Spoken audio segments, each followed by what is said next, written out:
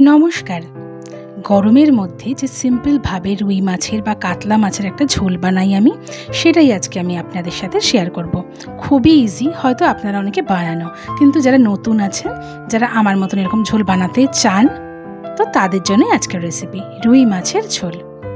গরম ভাতের সাথে হোক বা নর্মাল ভাতের সাথে হোক, একটু লেবু চিপে কিন্তু খেতে দুর্দান্ত লাগে। তো এর জন্য আমি একটা পেস্ট বানাবো। প্রথমে দিয়ে দিয়েছি আমি গোটা জিরে 1 চামচ, আর গোলমরিচ হচ্ছে 1 চামচ, দেব আদা আর কাঁচা লঙ্কা। এই ঝোলটার মধ্যে এই বাটাটা যদি দেন তাহলে ঝোলটা কিন্তু নর্মাল ঝোলই হবে, কিন্তু খেতে একটু টেস্ট হবে। তো পেস্টটা এরকম করে এক সাইডে আমি রেখে দিলাম। এবার নিয়ে নিয়েছি আমি রুই মাছ, 6 পিস দিয়েছি, লবণ আর হলুদ দিলাম, দিয়ে ভালো করে মাখিয়ে নেব। এই মশলাটা দিয়ে যদি আপনারা ঝোলটা করেন খেতে কিন্তু বেশ ভালো হয়। কড়াই গরম হয়ে গেছে, সর্ষের তেল দিয়ে দিয়েছিলাম। এবার একে একে আমি মাছগুলোকে ছেড়ে দিচ্ছি। তো 3 পিস করেই ভাজছি।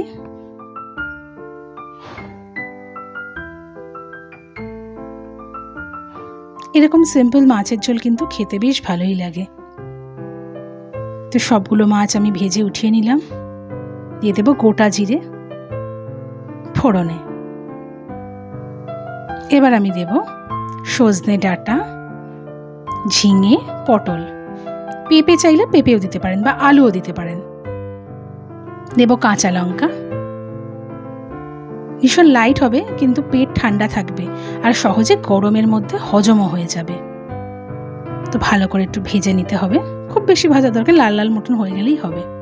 দিয়ে দেবো একটা আমি টমেটো, মাঝারি সাইজের একটা টমেটো লম্বা লম্বা করে কেটে দিয়ে দিলাম। দেব আমি হলুদ গুঁড়ো, আর দেব একটু ধনে গুঁড়ো, আর দেব লবণ।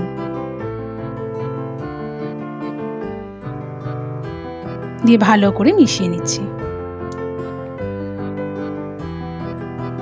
একটু ভালো করে নাড়িয়ে চালিয়ে দিয়ে দেব সেই পেস্টটা যেটা বানিয়েছি। দিয়ে দিলাম, পুরোটাই দিয়ে দেব। দিয়ে ভালো করে মিশিয়ে নিতে হবে। তো আমার রান্না আপনাদের কেমন লাগছে প্লিজ কমেন্টস করবেন, আর ডেসক্রিপশনে আমি দিয়ে দেবো যে কি আমি দিয়ে মশলাটা বানালাম। বেশ এতটা মতন হয়ে গেছে। এবার দিয়ে দেব আমি জল। ঝোলের পরিমাণ হিসেবে ঝোলটা দিতে হবে। এটা ঝোল ঝোল হবে, একটু বেশি জলই দিতে হবে। আর টমেটোগুলো এরকম গোটা গোটাই থাকছে, গোটা হয়েই সিদ্ধ হবে, খুব বেশি আমি দাবিয়ে দিচ্ছি না। ব্যাস এরকম করলেই হবে। এতেই বেশ গলে গলে যাবে, কেটে যাবে। আর ঝোলের টেস্টটা কিন্তু এরকমভাবে খুব টেস্টি হয়। আপনারা যদি এরকম মশলা বানিয়ে না করেন, একবার বানিয়ে দেখতে পারেন। যদিও এই ঝোল খুবই ইজি, সকলেই বাড়িতে বানান, তবে এরকমভাবে একবার বানিয়ে দেখতে পারেন, বেশ ভালো হয় খেতে। তো এবার আমি ঢাকা দিয়ে দেব, সিদ্ধ হওয়া পর্যন্ত আমি অপেক্ষা করব। তো দিয়ে দিয়েছিলাম 10 মিনিট মতন মাঝারি আঁচে। এবার সবই মোটামুটি সিদ্ধ হয়ে গিয়েছে। এবার আমি মাছগুলো দিয়ে দেবো। ভীষণ সিম্পল রেসিপি, সবাই বানান, তবে একবার এইভাবে মশলা দিয়ে বানিয়ে দেখতে পারেন, খেতে কিন্তু বেশ ভালো হয়। একদম রিচও হবে না, আর যদি সাথে থাকে গরম ভাতের সাথে গন্ধরাজ লেবু, দারুণ হয়ে যাবে। তো একটু কিছুক্ষণ হালকা আঁচে ফুটিয়ে নিয়ে আমি ঢাকা দিয়ে দেব। দিয়ে গ্যাসটা অফ করে সার্ভ করতে পারেন।